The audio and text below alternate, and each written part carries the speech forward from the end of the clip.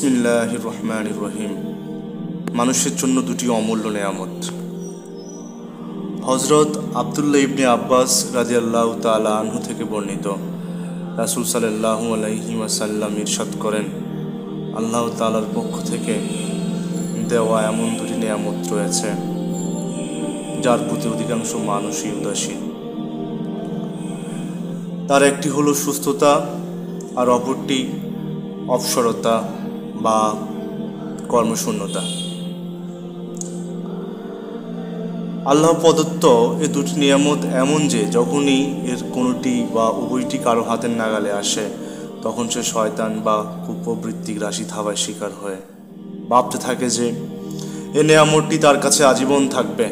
যেমন যখন কেউ শারীরিকভাবে সুস্থ থাকে, তখন সে একটিবারের জন্যও এ কথা ভাবে না বা ভাবার চেষ্টাও করে না, হয়তো এক মুহূর্ত পরেই সে অসুস্থ হয়ে পড়বে। এমনিভাবে যখন কারো কোনো অবসর আসে, তখন সে ভাবতে পারে না যে হয়তো খানিক পরেই তাকে ব্যস্ততা এমনভাবে আষ্টে পিষ্টে ঘিরে ধরবে, সে ক্ষুধা পিপাসায় কাতর হয়ে পড়বে, অথচ পানাহারের প্রস্তুত পাবে না। অবসরের ব্যাপারে মানুষের সিকিবাগের চেয়েও কম হলেও চেতনা আছে, কিন্তু সুস্থতার মূল্যায়নের প্রতি উদাসীনতার হার একেবারে 100 ভাগের 100 ভাগই বললে মনে হয় অত্যুক্তি হবে না। অথচ কারো কি এটা জানা আছে যে সে কতদিন সুস্থ থাকবে, কখন অসুস্থ হয়ে পড়বে?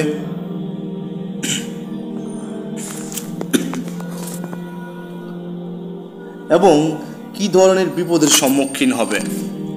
কত সুস্থ সবল যুবক হঠাৎ এমন জটিল অসুস্থতার জালে আবদ্ধ হয়ে পড়ছে, আর চলাফেরা করার শক্তিটুকুও পাচ্ছে না। তাই যখন আল্লাহ তাআলা সুস্থতা বা অবসর দান করেন, তখনই প্রতারিত না হয়ে টালবাহানা নীতি পরিহার করে মূল্যবান সময়ের কাজে লাগানো উচিত। ভালো কাজ, নেকামল, আত্মশুদ্ধি, আল্লাহর প্রতি মনোনিবেশ এবং আখিরাতের চিন্তা ভাবনা করা, এটাই মোক্ষম সুযোগ। কারণ এই সুযোগ পুনরায় আসবে কিনা এটা আর কারও জানা নেই।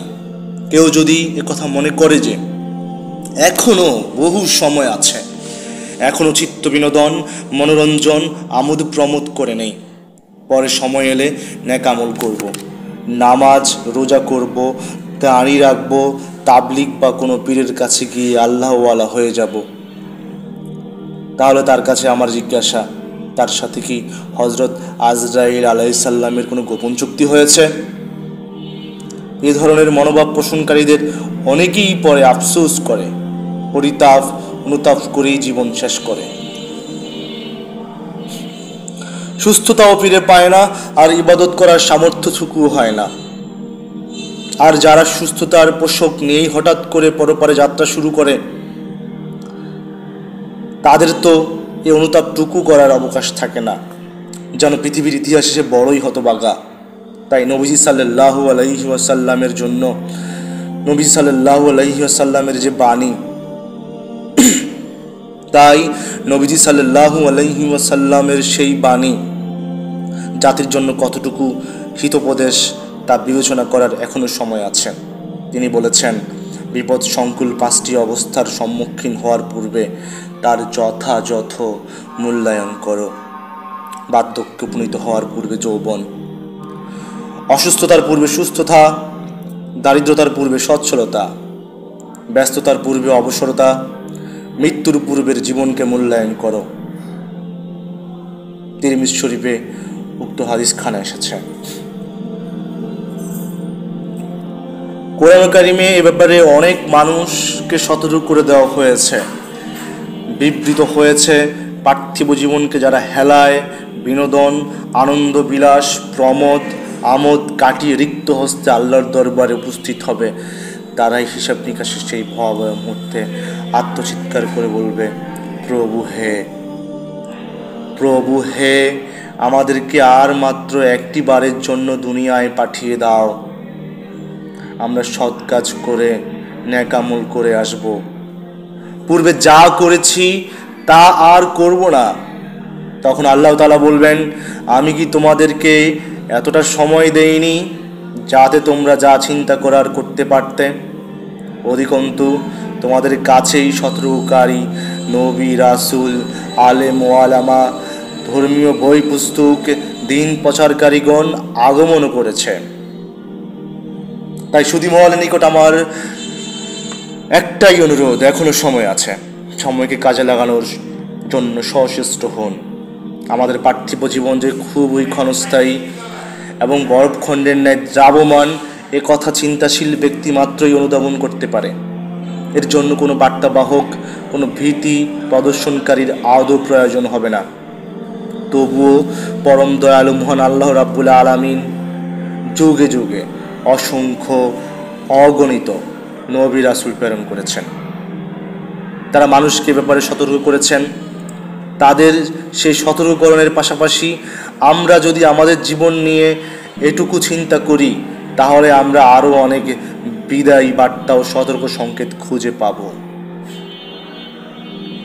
আল্লাহর কাছে দোয়া, হে আল্লাহ, আমি আপনার নিকট আশ্রয় চাচ্ছি জাহান্নামের ফিতনা, জাহান্নামের শাস্তি থেকে, কবরের ফিতনা ও কবরের আযাব থেকে। আশ্রয় চাচ্ছি সম্পদের ফিতনা, দারিদ্র্যের ফিতনার ক্ষতি থেকে। হে আল্লাহ, আমি তোমার নিকট আশ্রয় চাচ্ছি মাসিহিদ দাজ্জালের অনিষ্ট থেকে। হে আল্লাহ, আমার অন্তরকে বরফ ও ঠান্ডা পানি দিয়ে ধৌত করে দাও। আমার অন্তরকে গুনাহ থেকে পরিষ্কার করে দাও, যেমন সাদা কাপড়কে ময়লা থেকে তুমি পরিষ্কার করে দাও।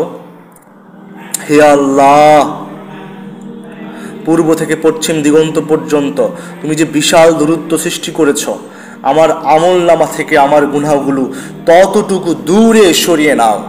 হে আল্লাহ, আমার অলসতা, ঘুণা, ঋণ থেকে আমি তোমার নিকট আশ্রয় চাই। হে আল্লাহ, আমি তোমার নিকট আশ্রয় চাই অক্ষমতা, অলসতা, কাপুরুষতা, বার্ধক্য, কৃপণতা থেকে। আশ্রয় চাই তোমার নিকট কবরের আযাব, জীবনের মরণের ফিতনা থেকে। হে আল্লাহ, আমি তোমার নিকট আশ্রয় চাই কঠিন বালা মুসিবত, দুর্ভাগ্য, শত্রুদের বিদ্বেষ থেকে। আল্লাহ আমার এই প্রার্থনাগুলো কবুল করুন এবং এই ভালো কথাগুলো প্রত্যেকটা মানুষের কাছে পৌঁছে দিন। সবাই ভালো থাকবেন এই প্রত্যাশায় শেষ করছি। আল্লাহ হাফেজ।